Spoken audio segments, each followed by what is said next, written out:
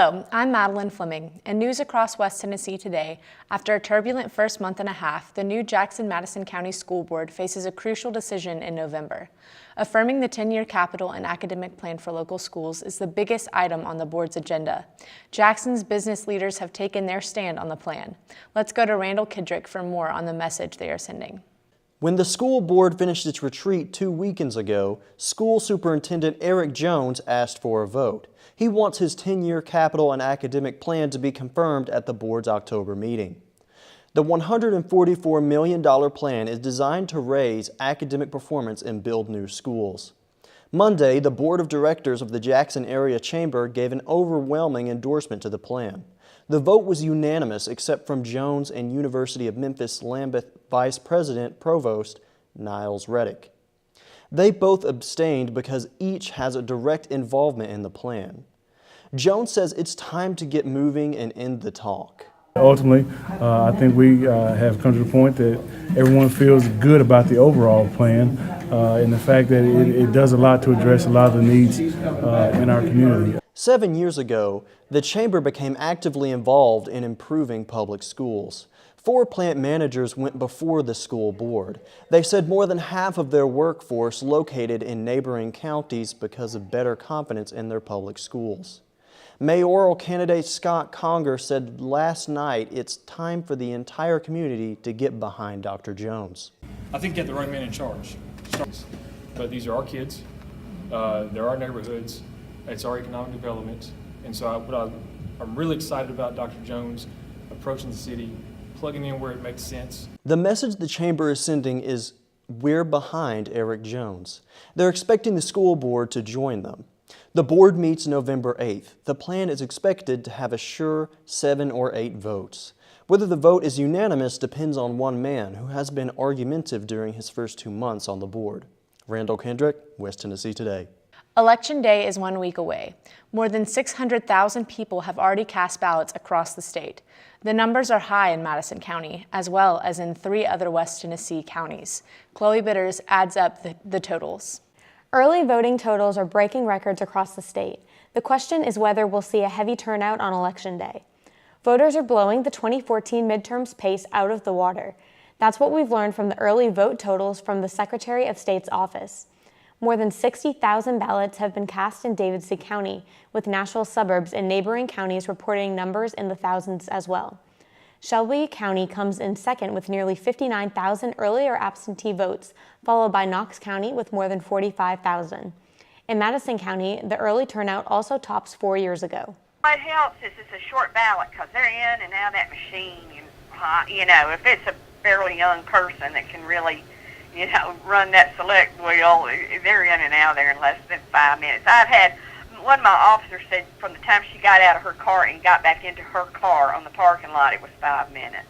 Other early vote totals in West Tennessee include Tipton County with more than 5,300 early votes, Lauderdale with roughly 1,900, and Fayette County with 3,600 early vote casts. You can vote at the UT Extension Auditorium until 4 o'clock on Thursday. After that, you'll have to wait until next Tuesday on Election Day. Chloe Bitters, West Tennessee Today. 2 West Tennessee cities have important referendums on next Tuesday's ballot. Trenton is one of those towns. A liquor by the drink referendum will be considered by voters. Mayor Ricky Jackson says if it passes, more restaurants may locate in the Gibson County town. He says he doesn't want to see food chains stay away because they can't sell alcohol. The referendum has opposition from a number of local church groups. If the referendum passes, liquor by the drink could be served in Trenton next year. Medina also has a referendum concerning wine sales within the city limits. In the last 10 years, the once sleepy town has experienced a significant population increase. That is in part due to the building of South Gibson High School and Elementary School. Since then, a number of retail businesses have located in Medina. Mayor Vance Coleman says that this is not a referendum proposed by the town council. Nothing is in place as of yet to regulate wine sales. On the crime beat, convicted killer Ed Zagorski's scheduled execution may be postponed. Federal Judge Alita Trauger has issued a temporary stay of execution. Zagorski is scheduled to die in the electric chair Thursday night. The judge says Zagorski's attorney must be given access to a cell phone immediately before and during the execution. Prosecutors have argued against giving public defender Kelly Henry access to a phone. If the district attorney agrees to the phone, the execution will go on as scheduled, or prosecutors could ask for a ruling on the judge's decision from the Court of Appeals. 2 people who were arrested in Weakley County face a preliminary hearing after a meth bust. The arrests were made at a Greenfield apartment. 44-year-old Forrest Blake Reeves of McKenzie and 48-year-old Tracy Lynn Berry of Greenfield were charged with possession of meth with the intent to sell. Weakley County Sheriff's Captain Randall McGowan says 5 grams of meth were recovered. Reeves also faces charges in Carroll County, including violating probation. Berry only faces a court hearing in Weakley County.